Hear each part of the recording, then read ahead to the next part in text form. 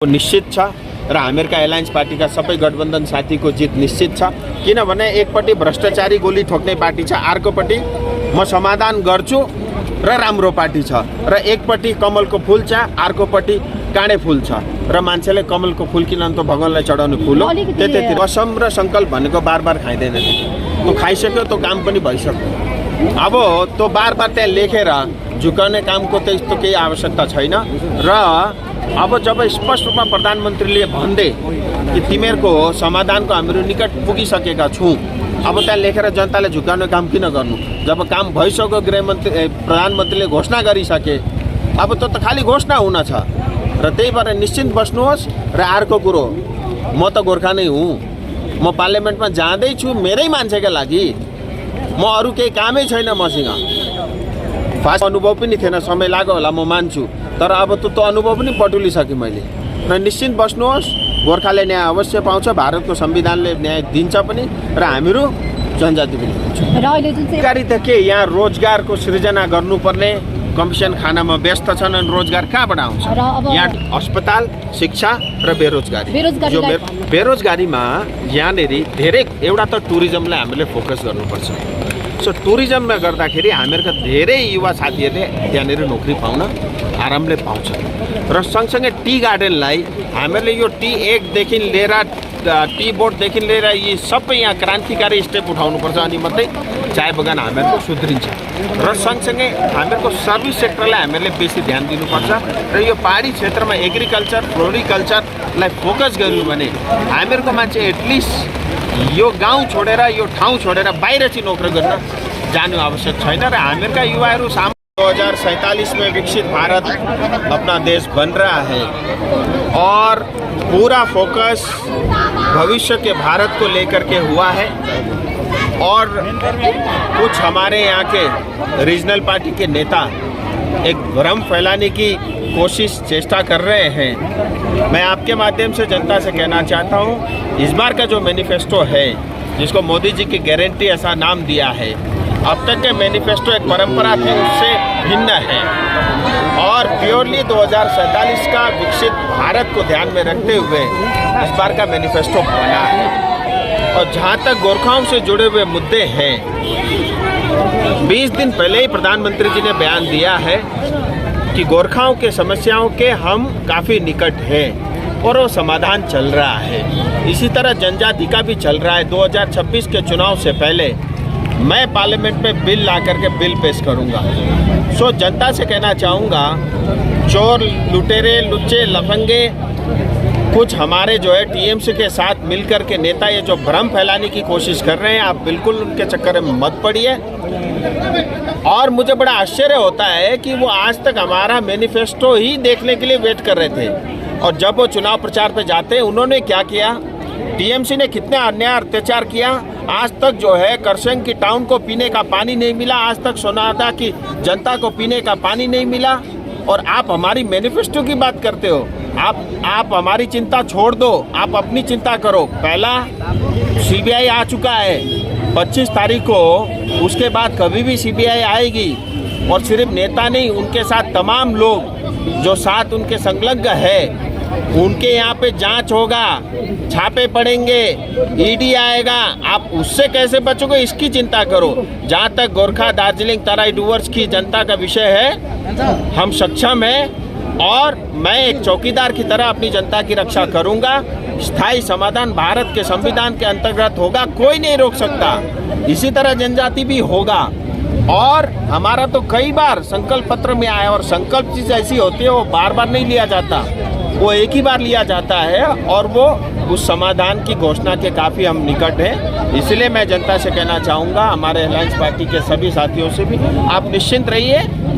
Bharatiya Janata party और भारत सरकार इससे पहले जितना हमारे साथ थी, उससे और अधिक शक्ति के साथ हमारे साथ खड़ी है, और 21 तारीख को स्वयं गृह मंत्री दार्जिलिंग आने का उनका कंफर्म हो गया। गवर्नमेंट भी इसका मतलब स्टेट पहले ही उठा चुका है, वो मान रहे हैं। और गोपाल लामा जी नहीं जीत रहे हैं, ये स्वयं जानते हैं, और गोपाल लामा जी को छुपाया जा रहा है, बक्से में डाल के, गाड़ी में डाल के उनके साथ जो है जो व्यवहार हो रहा है, वो तो आप मीडिया खुद देख रहे हैं। वो कौन सा गोपाल लामा जी सड़क में घूमते हैं या मीडिया को बाइट देते हैं? छुपा करके प्रचार हो रहा है। और पहाड़ में अभी मैं टीएमसी का एक दफ्तर देखा, टीएमसी का झंडा ही नहीं था वहाँ पे, सिंबल भी नहीं था।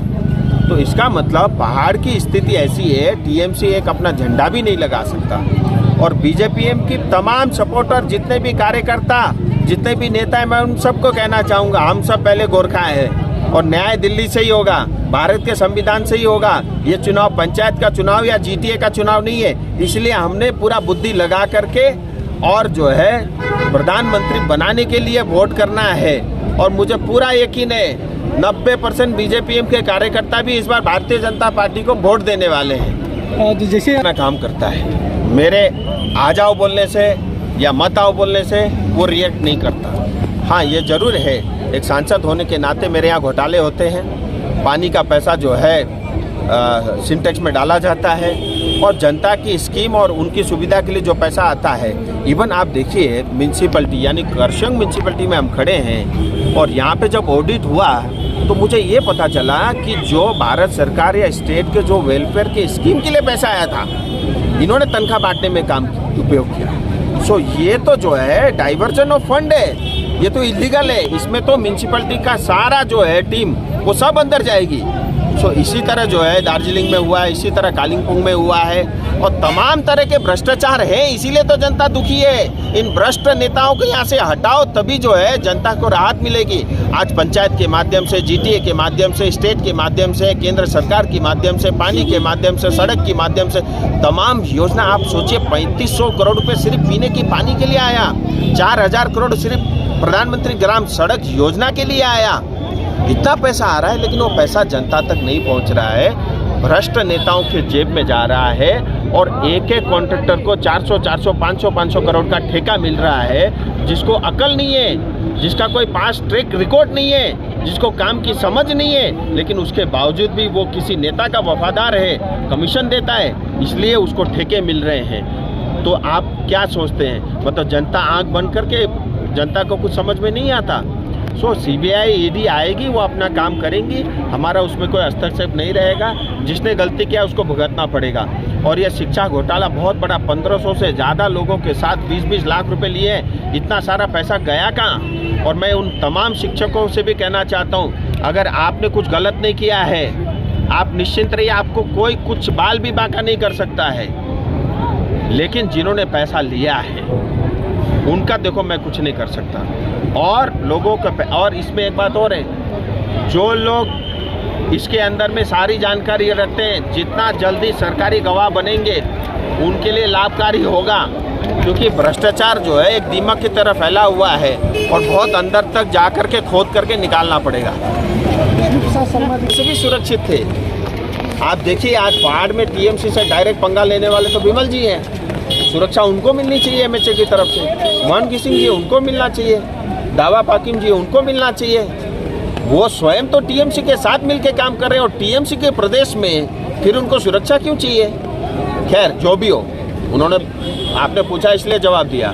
ये एमएचए गृह मंत्रालय तय करता है किसको सुरक्षा का खतरा है नहीं है। उनको पता लग गया कि ये तो टीएमसी के साथ ही मिलकर काम कर रहे हैं, तो फिर हटा दिया, उसमें कौन सी बड़ी बात है। और हमारे पास ऐसा है, कई बार जो है ना, जिस आदमी को राजनीति की समझ नहीं है, राजनीतिक तौर पे इनमेच्योर्ड है और एकदम से राजनीति में आ जाए, कुछ महीने के लिए म्यूनसिपलिटी चल जाए, तो उसको समझ में नहीं आता क्या सही है क्या गलत है। मैं फिर बोलता हूँ, उन्होंने कहा है कि हमारी कंपनी ने ठेका लिया। पूरे पश्चिम बंगाल में सूर्य रोशनी लिमिटेड ने अगर 1 रुपये का भी कोई सरकारी कॉन्ट्रैक्ट लिया है, मैं अभी राजनीति छोड़ दूंगा। और मैं इस चीज़ का स्वयं ध्यान रखता हूँ कि मैं जिस प्रदेश में राजनीति करता हूँ, जिस प्रदेश में रहता हूँ, वहाँ 1 रुपये भी सरकारी। और हमारी कंपनी तो भैया वो B2C वाली कंपनी है। हम तो दुकानों को लट्टू बेचते हैं और दुकान आगे जो है ग्राहकों को लट्टू बेचती है। हम जो है B2G यानी बिजनेस टू गवर्नमेंट सेल करते ही नहीं है। हम PSU में कुछ काम करते हैं, लेकिन वो भी पश्चिम बंगाल में 1 रुपये का काम नहीं करते। और भाई तुम ले आओ, हम तो 8,000 साढ़े 8,000 करोड़ की कंपनी है, 2,000 करोड़ से ज़्यादा तो हम टैक्स देते हैं और मैं पर्सनल 4 करोड़ टैक्स देता हूँ। तो इसीलिए बोलने से पहले सोच समझ के बोलो, लेकिन इसके बाद भी वो बोलेगा फिर मैं उसको नहीं छोड़ूंगा। आपने